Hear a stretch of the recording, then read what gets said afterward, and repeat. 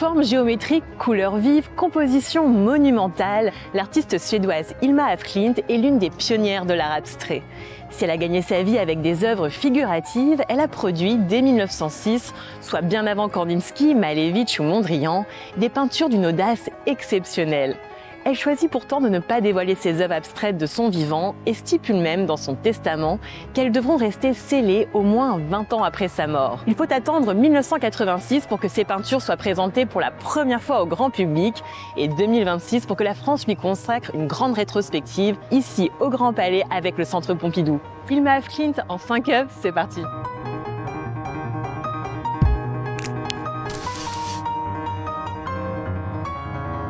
À 34 ans, Hilma af Klint, peintre figurative formée à l'Académie royale des beaux-arts de Stockholm, fonde avec 4 amis le groupe des 5. Initiée depuis des années au spiritisme, elle dialogue avec les esprits et laisse ces derniers s'exprimer à travers elle. 10 ans plus tard, en 1906, c'est à leur demande qu'Hilma af Klint commence à travailler sur une suite de peintures aujourd'hui connue sous le nom de Peinture du Temple, un ensemble de 193 œuvres réparties en 12 séries. Le premier ensemble, 26 toiles regroupées dans la série Chaos originelle, part de la création du monde et de l'apparition de la vie sur Terre. Hilma af Klint peint de manière rapide et sans hésitation, comme on peut le voir avec Chaos originel numéro 16. Les tracés en forme d'arabesque sont des vibrations dans l'espace, sortes d'ondes inspirées des grandes évolutions scientifiques de l'époque, comme le télégraphe ou la radiographie, qui donnent à voir l'invisible.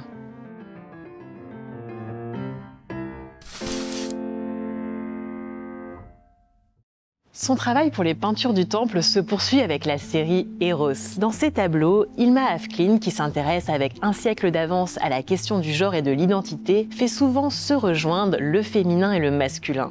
Le masculin est associé au jaune, le féminin au bleu et ils fusionnent ensemble. Le tableau 1 représente un océan cosmique bleu turquoise donnant naissance à une fleur rose symbolisant l'amour innocent, celui de l'unité primordiale, une phase intermédiaire entre la création du monde et l'existence androgyne.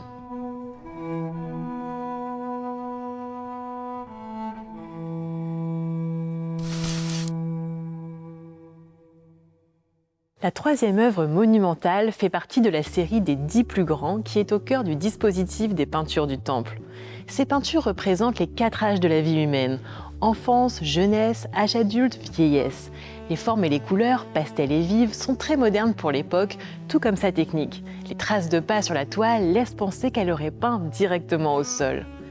Avec les 10 plus grands numéro 7, âge adulte, elle abandonne le thème de la création humaine pour illustrer le raffinement spirituel. Il est possible que les 3 grandes feuilles jaunes occupant la majeure partie de la toile représentent la peintre elle-même et que les formes entourant cet objet principal présentent les vices qui la guettent et contre lesquels elle doit lutter.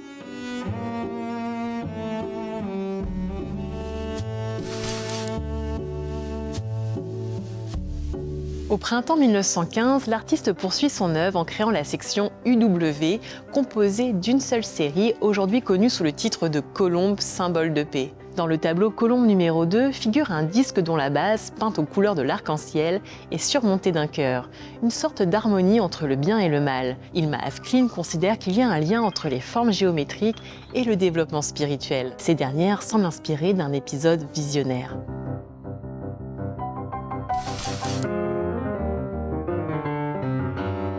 Notre dernière œuvre, la plus célèbre de l'artiste, Retable numéro 1, fait partie de la dernière série achevée pour l'ensemble des peintures du temple. Elle représente un grand triangle sur fond noir, au sein duquel on distingue 7 sections illustrant plus ou moins le spectre des couleurs, ordonnées des plus chaudes à gauche vers les plus froides à droite et des plus foncées à la base vers les plus clairs au sommet. La pointe du triangle noir est comme auréolée d'un soleil doré aux rayons jaune, bleu et rose, lui-même entouré d'un anneau vert et d'un second bleu. Cette œuvre fait sans doute référence à la notion théosophique des 7 rayons selon laquelle les 7 couleurs de l'arc-en-ciel sont l'expression des 7 forces fondamentales de l'univers.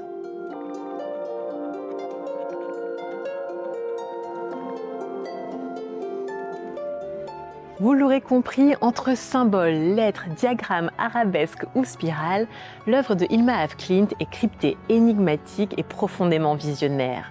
Elle lègue au total 1600 peintures abstraites et 124 carnets. Une œuvre foisonnante, avant-gardiste, dont on n'a pas encore percé tous les mystères.